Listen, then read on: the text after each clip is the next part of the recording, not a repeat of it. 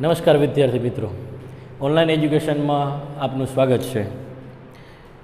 આજે આપણે 11 સાયન્સમાં પહેલો યુનિટ એટલે કે the journey of my life from Everest to earth, જે તમે પહેલાં અરુણિમા સિંહા કદાચ ગુજરાતીમાં પાઠ ભણી ચૂક્યા છો, એવો પાઠ આપણે આજે ભણવાના છીએ, પણ એક પોતાના કહેવાના માધ્યમથી, એટલે કે અરુણિમા સિંહા પોતાની કથની પોતે જાતે કહે, જેને આપણે આત્મકથા કહી, એ માધ્યમથી એક આપણી સામે પાઠ આવ્યો છે અને એને આપણે ભણવાનો પ્રયત્ન કરવાના છીએ. પહેલાં તો ખરેખર જોવા જઈએ તો પહેલાં પ્રી ટાસ્ક આપણે જોઈએ, બરાબર. મહત્વની બાબત એ છે કે અરુણિમા સિંહા કઈ રીતના બની, એની મુખ્ય બાબત આપણને ખ્યાલ હોવો જોઈએ એની, અને એ બાબતને ધ્યાન રાખીને પ્રી ટાસ્ક આપીએ. થોડીક મિનિટો આપણે લઈ અને એને પૂરી કરી. Talk to one of your classmates, ask him or her question to know about his or her strengths, ambitions, desire to learn and also adventurous activities. Write the information about your friend in the table. Finally, introduce your friend to the class. For this, you may ask him or her questions like, બરાબર. એમાં એવી બાબત આપણને કહેવામાં આવી કે ભાઈ તમારા મિત્ર સાથે છે અથવા તો તમારી બહેનપણી સાથે છે, તમે વાતચીત કરો.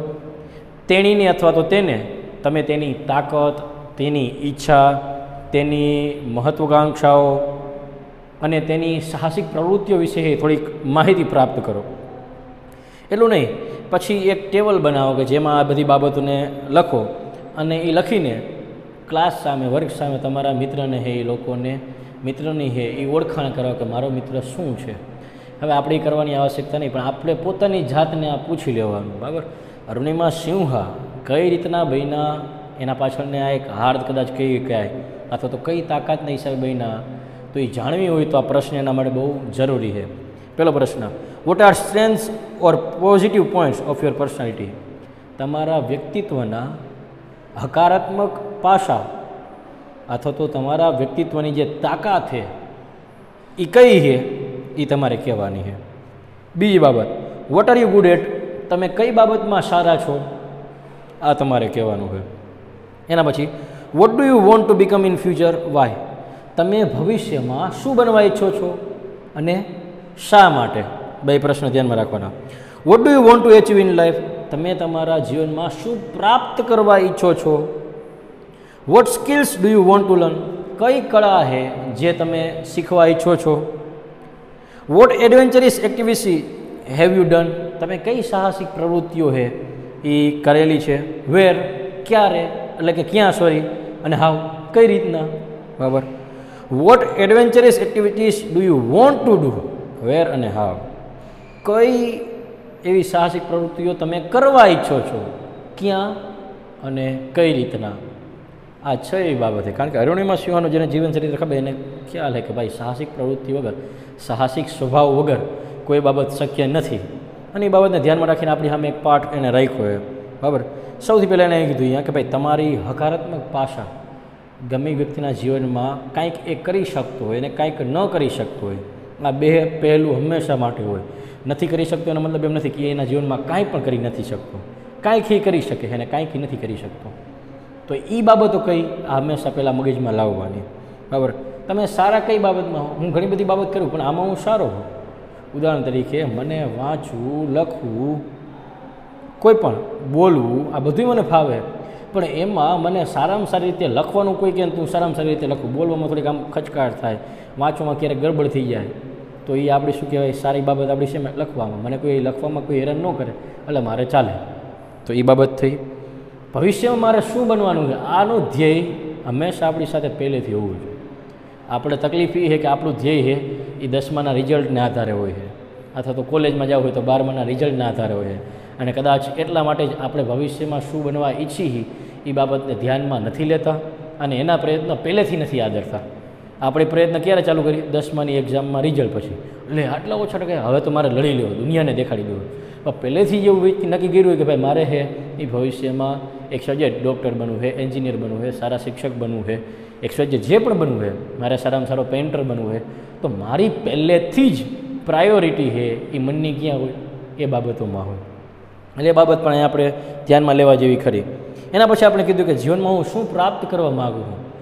મારા જીવનમાં પ્રાપ્ત કરવું છે સદગુણો, અને હું પહેલેથી પ્રયત્ન કરું છું સારા ગુણ માટેના, તો કદાચ સંભવ છે કે સારા ગુણ મેળવવાની પાછળની દોડમાં હું કદાચ સારા ગુણો ન પ્રાપ્ત કરી શકું. શક્ય છે, બરાબર. સારામાં સારા માર્ક્સ આવી જાય, પણ ગુણ જે જીવનમાં વર્ચ્યુઝ જે આવવા જોઈએ કદાચ ન આવે. અને જો મારે સારા ગુણ જ પ્રાપ્ત કરવા છે, એટલે કે હું માર્ક ઓરિએન્ટેડ પીપલ છું, તો મારે પહેલેથી ફોકસ એ બાબતમાં જ રાખવું પડે, બીજે ન ચાલે. એના પછી જીવનમાં પ્રાપ્ત શું કરવું, એના પછી એમ કીધું કે તમે કઈ કળા શીખવા ઈચ્છો છો. 64 કળા આપણી સંસ્કૃતિમાં છે, એમાંથી જે પણ કળા ઉપર મને પ્રેમ છે અથવા તો જેમાં મારું આવી ભાષામાં કહેવું તો પકડ છે, એમાંથી કોઈ પણ કળા છે એ મારે લેવાનો પ્રયત્ન કરવો જોઈએ. બરાબર. એના પછી what adventurous activities have you done, કઈ સાહસિક પ્રવૃત્તિઓ તમે કરી છે, ક્યાં અને કેવી રીતે.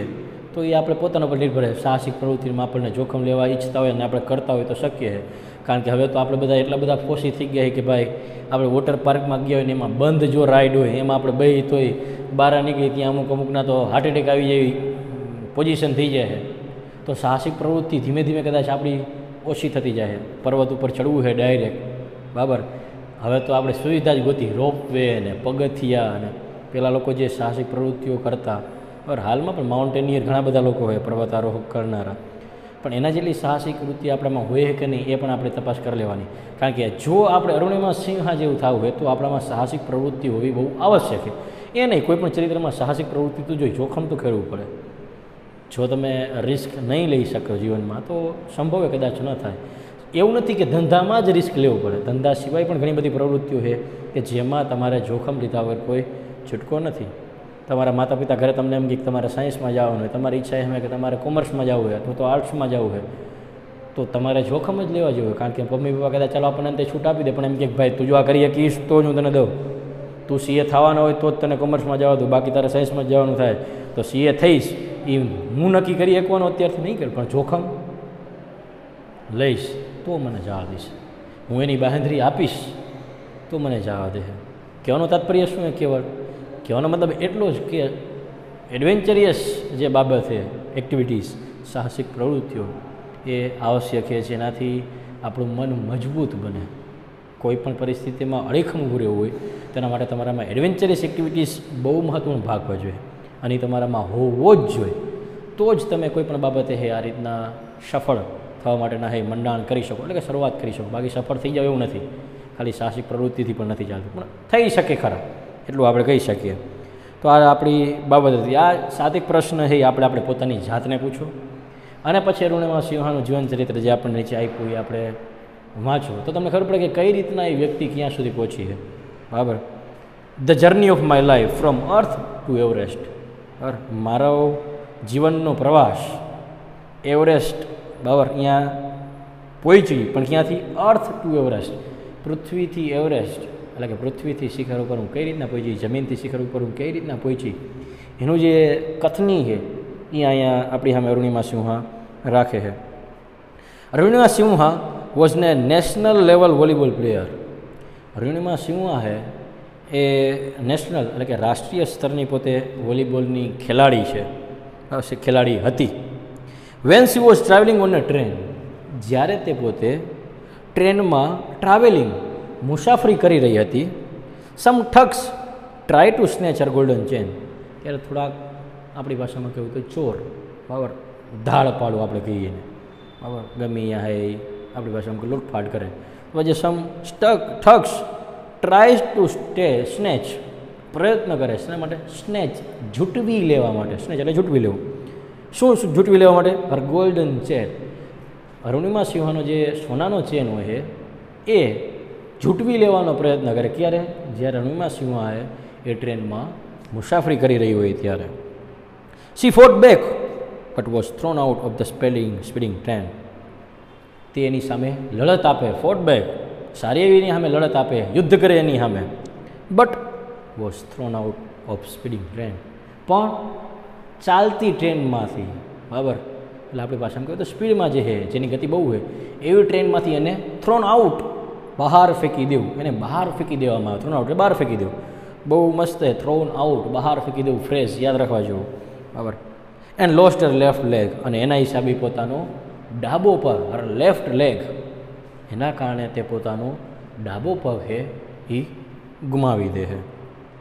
This happen when she was 24. આ ઘટના બની ક્યારે? જ્યારે તે પોતે 24 વર્ષની હતી. 24 વર્ષની વયે તેની સાથે આ ઘટના થાય છે. હાવેવર, તેમ છતાં this accident never affected Har spirit. આ જે બનાવ છે, આ જે ઘટના છે, આ જે અકસ્માત છે, નેવર અફેક્ટેડ હર સ્પિરિટ, એની સ્પિરિટ, એની તાકાતને, એની શક્તિને ક્યારેય અસરગ્રસ્ત ન કરી શકી. સૌથી મોટી બાબત જે છે અહીંયા છે. At All India Institute of Medical Science, બરાબર, અને પછી All India Institute of Medical Science, આપણી ભાષામાં IIMS, બરાબર, AIIMS, બરાબર, જે ક્યાં છે? દિલ્હીમાં છે. ત્યાં an artificial leg was fitted. એક કૃત્રિમ પગ છે એને જોડવામાં આવે, એટલે કે ડાબો પગ તૂટ્યો હોય એને કૃત્રિમ પગ એ રીતના ચડાવી દેવામાં આવે, જોઈન્ટ કરી દેવામાં આવે. અ યર લેટર, અને 1 વર્ષ બાદ, she was retrained as a mountaineer. એને ફરી પાછી તાલીમ આપવામાં આવે છે. તાલીમ પહેલાં લેતા હતા વોલીબોલ પ્લેયર તરીકે, પણ હવે તાલીમ છે નહીં, એઝ એ માઉન્ટેનિયર, પર્વતારોહક તરીકે તેની તાલીમ ચાલુ થાય. And became the first female with an artificial leg to scale Mount Everest. અને પહેલી એવી પોતે સ્ત્રી બને છે, બરાબર, કે જે પોતાના કૃત્રિમ પગ વડે છે એ માઉન્ટ એવરેસ્ટને સર કરે છે. This is her unforgettable story of hope. આ તેની ક્યારેય પણ ન ભૂલી શકાય તેવી વાર્તા છે. એટલે પહેલો શબ્દ વાપર્યો એને અનફર્ગોટેબલ, ક્યારેય ન ભૂલી શકાય એવી વાર્તા. પણ શેની? હોપ, આશાની, કરેજ, હિંમતની, એન્ડ ઇન્સ્પાયરેશન, અને પ્રેરણાની. Let's read 4 scenes of her life narrated in her own words. તો ચાલો આપણે એના જીવનના 4 દ્રશ્ય જોઈએ કે જે એને પોતાના જ શબ્દમાં કહેલા છે. બરાબર, એટલે સૌથી મહત્ત્વની બાબત શું છે તો એને આપણે કહી દીધું. પહેલી જ બાબત, પોતાનો પગ ગુમાવ્યો છે પણ પોતાનો સ્પિરિટ છે. પોતાનો પગ ગુમાવ્યો છે પણ પોતાની આશા નહીં, જીવનમાં કાંઈ નહીં કરવાની. પોતાનો પગ ગુમાવ્યો છે પણ પોતાની હિંમત નહીં. આ જે એનામાં સ્પિરિટ છે, આ જે એનામાં તાકાત છે, એ તાકાતના જ પ્રતાપે, એ તાકાતના જ પ્રભાવે પોતે એ માઉન્ટ એવરેસ્ટ સર કરી શકે છે. સામાન્ય સ્થિતિ સંજોગોમાં કદાચ આપણે જોવા જઈએ ને તો આપણી ખાલી ટચલી આંગળીમાં કંઈક નખ તૂટ્યું હોય ને તો એ આપણે ઘરે ઓ બાપાને હા બાપલાને કેટલું કરી બેહી ગયા હોય. ઘરની બહાર નથી નીકળતા એટલું નહીં, સ્કૂલે હાથ દી તો રજા લઈ લઈએ આપણે. ભૂલથી આંગળી જો થોડીક કપાઈ ગઈ હોય ને તો આ વ્યક્તિ એના હિસાબે થોડીક પણ અસરગ્રસ્ત થતી નથી. અઠવાડિયું ભણવાનું મૂકી દઈએ તો કદાચ આપણી આંગળી હોય, પણ સમજી લો કે આપણો હાથ વહી ગયો તો જીવનમાં જ આપણે એમ થઈ જાય કે ભાઈ હું નાસી પાસ થઈ ગયા, હું કાંઈ કરી ન હોઉં, મારું પૂરું. આવી આપણી સામાન્ય એક સમજણો છે, આવી એક સામાન્ય આપણી મેન્ટાલિટી હોય. અને એની સામે અરુણિમા સિંહા શું કરે છે તો એને એ અસર થવા નથી દેતી. એની માનસિક ક્ષમતાના કારણે એને અસર નથી થતી. આ હંમેશા યાદ રાખવું, શારીરિક ક્ષમતા અને માનસિક ક્ષમતા આ બે તમારા શરીરના મુખ્ય ભાગ છે. શારીરિક ક્ષમતા 1/4 ભાગ જ છે. એટલે સીધી ભાષામાં તમારા શરીરને કાંઈ પણ થાય તો એ તમારા શરીરના 4 ભાગમાંથી ખાલી 1 ભાગને જ અસર કરે છે. બાકીના 3 ભાગ એ માનસિક ક્ષમતા પર નિર્ભર છે. અને માનસિક ક્ષમતા જેની 3 ભાગ, જેના 3 ભાગ પાવરફુલ હોય એને ક્યારેય અસર ન થાય. કદાચ એના જીવનમાં ગમે એવડી મુસીબત આવી જાય ને તો, અને કદાચ આ 3 ભાગ એના એટલા પાવરફુલ હોય છે જેના હિસાબે એના શરીરનું જે એક અંગ કપાઈ ગયું હોય, જેના હિસાબે શારીરિક ખોડ જ કહેવાય, શારીરિક ઉણપ જ કહેવાય આપણી ભાષામાં, છતાં પણ એને અસરગ્રસ્ત નથી થવા દેતી. શા માટે? કેવળ ને કેવળ પોતાને આશા છે હજી હું જીવનમાં કંઈક કરી શકીશ, આ એને પોતાના પરનો આત્મવિશ્વાસ છે. એના કારણે એ પોતાના છે એ ક્યાંય અસરગ્રસ્ત થવા નથી દેતી. અને ખરેખર વિચારો સરાહનીય બાબત છે, વિચારો જેવી બાબત છે કે અસરગ્રસ્ત ન થવા દેવું એટલે કે જેવું તેવું કામ નથી. અસર થાય જ, છતાં પણ નથી થવા દેતી. શા માટે? કારણ કે એની પાસે જીવવા માટેનું એક ધ્યેય એને પ્રાપ્ત થઈ જાય કે ભાઈ મારે હજી મારા જીવનમાં આ કરવાનું છે. આપણને જે પ્રશ્ન પિતાસમાં પૂછ્યો કે ભાઈ તમે ફ્યુચરમાં શું બનવા માગો, આ જો જીવનમાં નક્કી હોય તો તમે હંમેશા માટે કાર્યરત રહેવાના. પણ એ નક્કી જ ન હોય, જે થઈશું એ બની જઈશું. અમે ભણતા એન્જિનિયર થયા તો થયા, નકર શિક્ષક તો હે જ.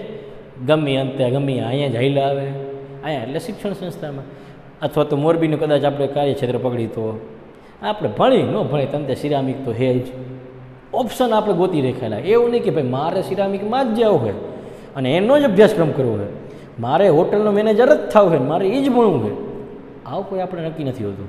પણ એકવાર નક્કી થઈ જાય તો ખરેખર જીવનમાં ધ્યેય નક્કી થયા પછી એની પાછળ જે ચાલવાની મજા છે, એની જે એક આનંદ છે, એની પાછળનો જે સ્પિરિટ છે એ હંમેશા માટે ટકી રહે અને 100% એ તમને સિદ્ધિ અપાવે જ.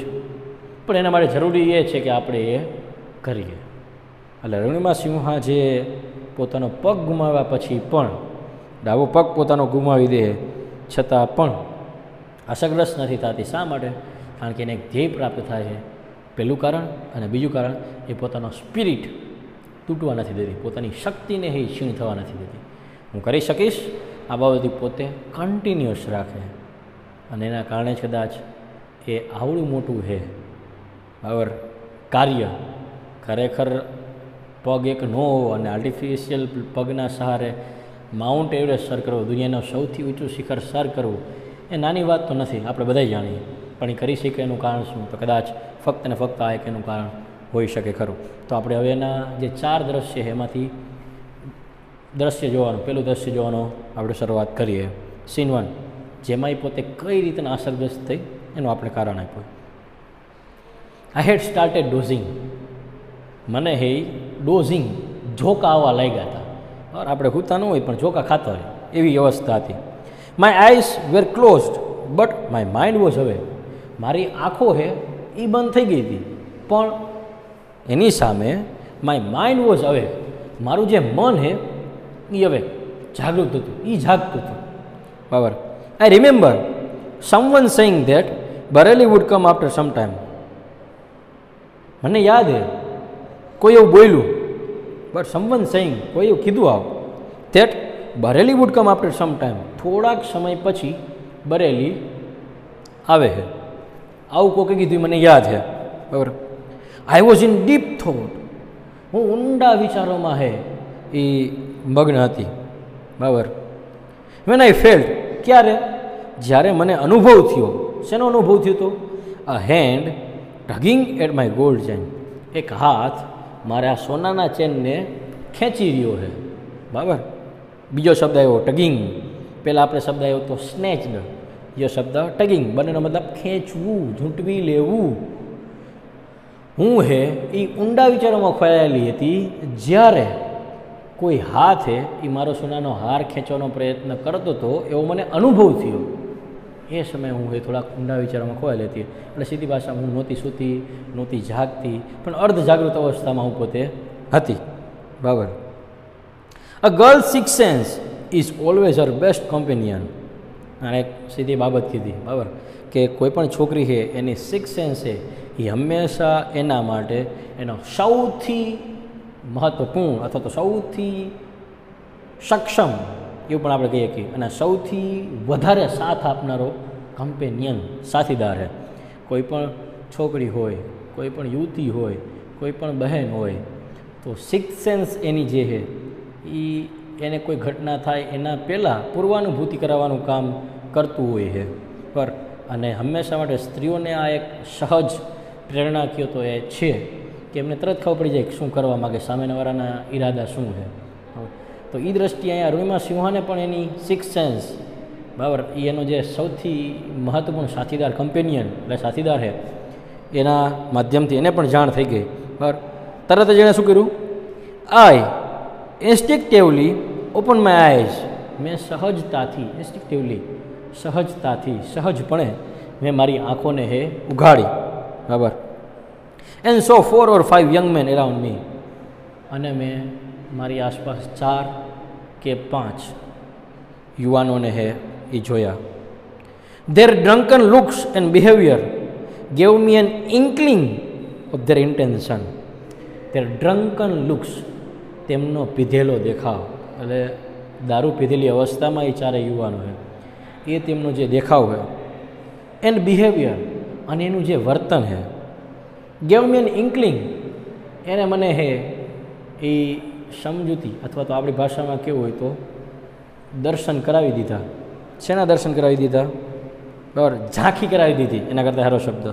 બરાબર, ઇન્કલિંગ ઓફ ધેર ઇન્ટેન્શન, તેનો હેતુ જે છે એની મને એને ઇન્કલિંગ દર્શન કરાવી દીધા, એને મને ઝાંખી કરાવી દીધી એની, કે ભાઈ એમનો ઈરાદો શું છે. ઇન્ટેન્શન એટલે ઈરાદો, હેતુ, એ શું કરવા માટે આ કરે છે એ મને સમજાઈ ગયું. સીધી ભાષામાં મારો ચેન લેવા માગે છે. બરાબર, I stood up in a flash, એક જ ઝાટકામાં હું ઊભી થઈ ગઈ. ટુ ટેલ ધેમ, એમને એ કહેવા માટે કે I had no intention of parting with my chain, મારા ચેન સાથે મારે અલગ થવાનો કોઈ જ ઈરાદો નથી. આ બાબત કહેવા માટે હું એક જ ઝાટકામાં અહીંયાથી ઊભી થઈ ગઈ. બરાબર, I stood up in a flash to tell them that I had no intention of parting with my chain. So they came together at me. અને તેથી તેઓ એકી સાથે મારી તરફ આવ્યા. પહેલાં શું એક હાથ હતો, છૂટવી લેવા માગતો હતો ખાલી, પણ હવે 4 અને 5 યુવાનો ભેગા થઈને એ આપણી ભાષામાં કહ્યું તો એને હેરાન કરીને પણ એનો ચેન લેવો. આવું નક્કી કરીને 4 કે 5 યુવાનો બધા એકી સાથે આવે. ઇવન ધો ધ કમ્પાર્ટમેન્ટ વોઝ ફૂલ, આખો ડબ્બો છે એ આખો ભરેલો હતો, કારણ કે ડબ્બો છે એ આખો ભરેલો હતો લોકોથી. બરાબર, તેમ છતાં none of my fellow passenger got up to even inquire what was happening. તેમ છતાં એક પણ મારી સાથેના જે પ્રવાસીઓ છે, મારી સાથેના મુસાફરી કરનાર મુસાફરો છે, એ પણ પૂછવા ન આવ્યા કે શું થઈ રહ્યું છે. વોટ વોઝ હેપનિંગ, શું થઈ રહ્યું છે ભાઈ, શું કામ હેરાન કરે છે, કોઈ એવું પૂછવાનું આવ્યું. Forget about their coming to my rescue, અરે મારા બચાવવા માટે આવે એ તો ભૂલી જ જાઓ. બચાવવા માટે તો એક પણ વ્યક્તિ ઊભો ન થયો, પણ એમ પણ ન પૂછ્યું કોઈએ કે ભાઈ શું થઈ રહ્યું છે ભાઈ, કેમ હેરાન કરે છે ને ભાઈ. આવો એક વ્યક્તિ પૂછવા પણ અહીંયા નહોતો આવ્યો. I had no option but to take them home, અને તેથી મારી પાસે કોઈ વિકલ્પ ન હતો સિવાય કે તેમની સામે થાવ. ટુ ટેક ધેમ ઓન, એમને મારે હે સામે થાવ, એના સિવાય એક પણ ઓપ્શન, એક પણ વિકલ્પ મારી સામે ન હતો. સો આઈ કોટ એ youth who was trying to size me up by his collar and pushed him back. તેથી મેં એક યુવાનને પકડ્યો કે જે ચેનને ખેંચવાનો પ્રયત્ન કરતો હતો. ક્યાંથી પકડ્યો? કોલરથી એને મેં પકડ્યો એન્ડ pushed him back, અને એને મેં ધક્કો માર્યો. I kicked a couple of others, બીજાને પણ મેં હે લાત મારી. બરાબર, 2 લાત મારી મેં. An exceptional battle had begun inside the train on the move. બરાબર, અને તેથી ચાલતી ટ્રેનમાં વણ વિચાર્યું, અથવા તો આપણી ભાષામાં કેવું હોય તો જે બહુ ઓછું બને એવી ઘટના, એટલે કે યુદ્ધ છે એ ટ્રેનની અંદર ચાલુ થઈ ગયું, જેની ખરેખર ઈચ્છા પણ નથી, અને ખરેખર કોઈને એવી મનમાં પણ એવું ન હોય કે આવું થઈ શકે, પણ એવું એક અણધાર્યું છે યુદ્ધ ટ્રેનમાં છે એ શરૂઆત એની થઈ ગઈ. The wolves made another attempt to snatch my chain, એ વરુઓ છે એમણે મારો ચેઇન ખેંચવા માટેનો બીજો પ્રયત્ન કર્યો. સ્ટીલ આઈ રિસિસ્ટેડ, છતાં હું તો હજી રેસિસ્ટેડ, પ્રતિકાર કરતી હતી, નિડરતાપૂર્વક પ્રતિકાર કરતી હતી, નથી દેવો એમ, એના માટે પોતે લડતી હતી. બરાબર, રૂલ્સ એટલે અહીંયા વરુ, પણ વરુ એટલે કોણ? તો ઓલા જે ધારપાડું છે, જે ચોરી કરવા આવ્યા હોય યુવાનો, એમણે બીજો પ્રયત્ન કર્યો મારો ચેઇન ખેંચવા માટેનો, પણ હું એનો પ્રતિકાર કરતી હતી. ક્યાં સુધી મેં પ્રતિકાર કર્યો? અન્ટિલ વન ઓફ ધેમ, જ્યાં સુધી એમનામાંથી એક, કેવો? Driven by a frenzy gave me an extra hard kick, જેના પર ફ્રેન્ઝી જનૂન સવાર થઈ ગયું છે, એમાંથી એક વ્યક્તિ આવીને જ્યાં સુધી મને જોરદારની લાત ન મારી ત્યાં સુધી મેં એનો પ્રતિકાર કર્યો. બરાબર, ને એ પણ લાત એણે કેવી રીતના મારી હતી? યુઝિંગ ઓલ હિઝ ફોર્સ, એણે પોતાનો પૂરેપૂરો પ્રયત્ન છે, પૂરેપૂરી તાકાત છે એ લગાવી દીધી હતી અને મને કિક મારી હતી. ત્યાં સુધી હે મેં પ્રતિકાર કર્યો, કે જ્યાં સુધી મને આવડી જોરદારની લાત ન પડી ત્યાં સુધી મેં એનો પ્રતિકાર કર્યો, ત્યાં સુધી મેં એની સામે લડી. બરાબર, અને જ્યારે એણે આ રીતના કિક મારી ત્યારે ઓફ બેલેન્સ, મારું સંતુલન હું ગુમાવી બેઠી.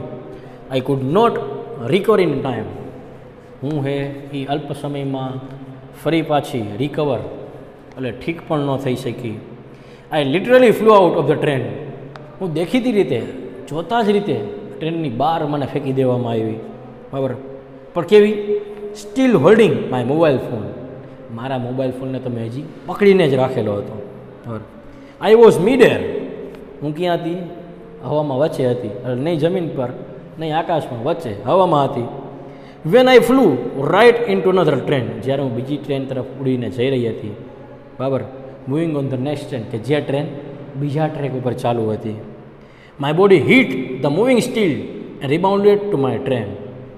મને બહાર ફેંકવામાં એટલે મારું શરીર છે એ ધકેલાણું કઈ બાજુ? બીજી ટ્રેન તરફ. ત્યાંથી ધક્કો ખાઈને રિબાઉન્ડેડ ફરી પાછી છે એ મારી ટ્રેન તરફ મારું શરીર આવ્યું. This ping pong must have continued for several seconds. આ જે પિંગ પોંગ જેવી રમત છે, આમ આમ આમ આમ, એ જે રમત છે, બરાબર, મસ્ટ હેવ કન્ટિન્યુડ, એ ચાલુ રહી ક્યાં સુધી? ફોર સેવરલ સેકન્ડ્સ, થોડીક સેકન્ડ, ક્ષણો સુધી, બરાબર. બિફોર ક્યાં સુધી? ગ્રેવિટેશનલ ફોર્સ પુલ્ડ મી ડાઉન. જ્યાં સુધી મને ગુરુત્વાકર્ષણ છે એ પરિબળ મને હેઠું ન લાવી દે, ત્યાં સુધી આ પિંગ પોંગની જે રમત છે, પિંગ પોંગ, આ જે રમત છે એ એમના ચાલુ રહી. Despite my efforts my left leg fell on the track. જેના કારણે અંતે શું થયું? તો કે ભાઈ મારો ડાબો પગ છે એ ટ્રેક ઉપર, એટલે કે પાટા ઉપર એ આવી ગયો. ડિસ્પાઇટ ઓફ માય એફર્ટ્સ, મારા પ્રયત્ન છતાંય, કારણ કે ખબર છે કે ભાઈ પગ આવ્યો તો ગયો છે, એટલે મેં પ્રયત્ન એવા કર્યા જ હતા કે ભાઈ મારો પગ કે કાંઈ અહીંયા આવે નહીં, પણ મારા પ્રયત્નોના પરિણામે પણ અંતે મારો ડાબો પગ છે એ પ્રયત્ન કરવા છતાં પણ અહીંયા આવી ગયો. ખચાક. That was the sound of my leg getting chopped. બરાબર, મારો ડાબો પગ જે તૂટ્યો એનો અવાજ હતો ખચાક. ચોપ્ડ, તૂટી જવું, બરાબર, એને એ શબ્દ વાપરે, ચોપ્ડ એટલે તૂટી જવું, એટલે કે મારો ડાબો પગ તૂટ્યો એનો અવાજ. there was no one to hear my intense scream.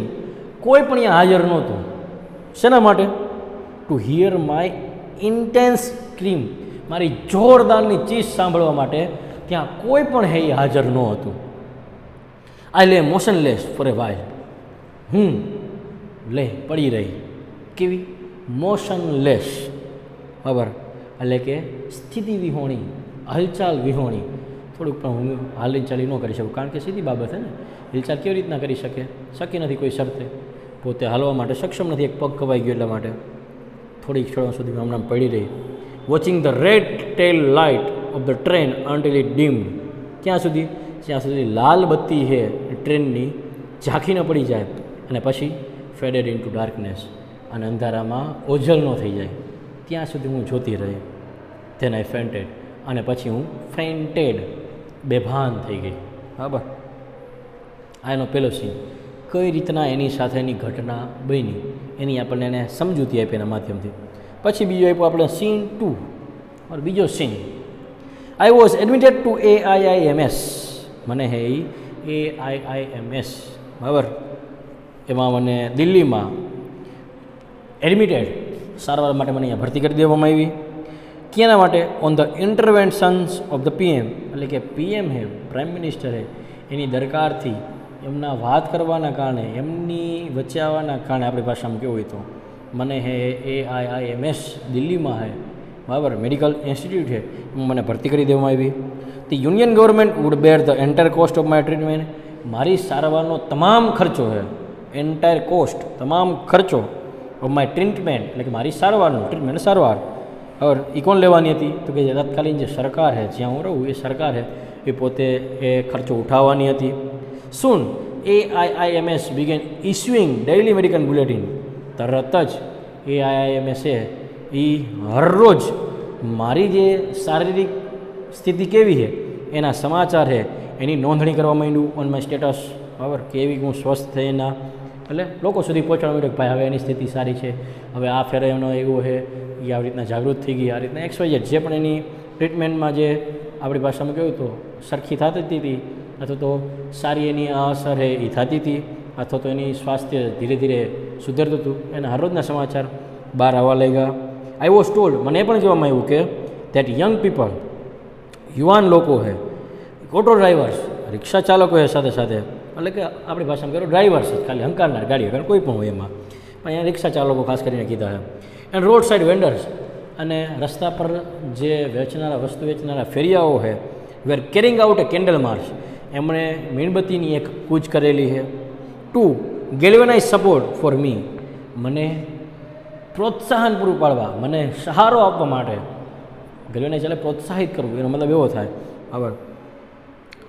And two pre for my recovery, મને પ્રોત્સાહિત કરવા માટે અને સાથે સાથે મારા ઉપર જે અત્યાચાર થયો છે બરાબર એનો તો એ વિરોધ કરે જ છે એના માધ્યમથી, પણ હું હે જલ્દી સાજી થઈ જાઉં, રિકવરી, હું ફરી પાછી જલ્દી હે રિકવર થઈ જાઉં, એની પ્રાર્થના માટે પણ તેઓ હે એ કેન્ડલ માર્ચ કાઢે. આ પણ મને કહેવામાં આવ્યું with the help of the best and the latest technology, or સૌથી શ્રેષ્ઠ અને તત્કાલીન જે શ્રેષ્ઠ સુવિધાઓ છે, ટેકનોલોજી છે, તકનિકી જ્ઞાન જે છે એની મદદથી gradually I started responding to the treatment, ધીમે ધીમે હું સારવારને હે એ પ્રતિભાવ દેવા માંડી. સારવારને પ્રતિભાવ દે એટલે મારું સ્વાસ્થ્ય ધીમે ધીમે સુધરવા માંડ્યું. One morning my brother in law પર માય સિસ્ટર લક્ષ્મી સસબન સાહેબ સડનલી આસ્ક્ડ મી, એક દિવસ મારા હે એ જીજાજી એટલે કે મારી બેન લક્ષ્મીના ઘરવાળા સાહેબે હે અચાનક મને આવીને કીધું, એવરેસ્ટ ચડોગી, એવરેસ્ટ ચડીશ? He had just read an interesting piece of information in the newspaper.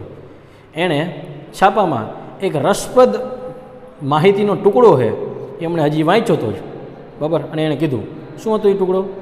No female amputee at ever scale Everest, કોઈ અપંગ સ્ત્રીએ છે એ ક્યારેય એવરેસ્ટ સર કર્યો નથી. આઈ વોઝ એન એમ્યુઝડ, અને મને એમાં કોઈ મજાક પણ રમૂજ પણ ન લાગી.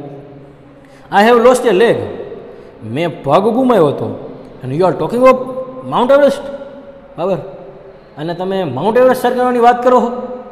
થોડીક વાર તો એને આવી રીતના થાય. I started talking to my self, અને પછી હું મારી પોતાની જાત સાથે વાત કરવા માંડી. If I could take a shot at Everest and succeed, જો મેં હે એવરેસ્ટ સર કરવાનો હતો તો એવરેસ્ટ ચડવાનું છે એ નક્કી કર્યું અને એમાં હું જો સફળ થઈ, I will become the first female amputee to hold that record, તો હું પહેલી એવી હે એ સ્ત્રી બનીશ, અપંગ સ્ત્રી બનીશ કે જે એવરેસ્ટ અપંગ સ્ત્રી હોવા છતાં પણ એવરેસ્ટ સર કર્યો, અને મારા નામે એક રેકોર્ડની નોંધણી થઈ છે. I thought about it for some time, મેં થોડોક સમય એના માટે હે એ વિચાર પણ કર્યો. એન્ડ ધેન આઈ કન્વેડ ટુ સાહેબ માય વિલિંગનેસ, અને પછી મેં જે સાહેબ એટલે કે મારા જીજાજી છે એને મેં મારી ઈચ્છા છે એ પણ એને કરી to take up the challenge. તો એ ચેલેન્જ છે, એ જે પડકાર છે એ પણ એના માટે મેં ઈચ્છા જાહેર કરી, અને મેં કીધું ઠીક હે હમ કરેંગે, સારું છે હાલો હું કરીશ. આઈ સેડ, મેં કીધું I now had something to look forward to, મારી સામે હવે કંઈક એક બાબત હતી, એ મિશન, એ ગોલ, એક ધ્યેય, એ રીઝન ટુ ડ્રીમ, અને સ્વપ્ન જોવા માટેનું એક કારણ.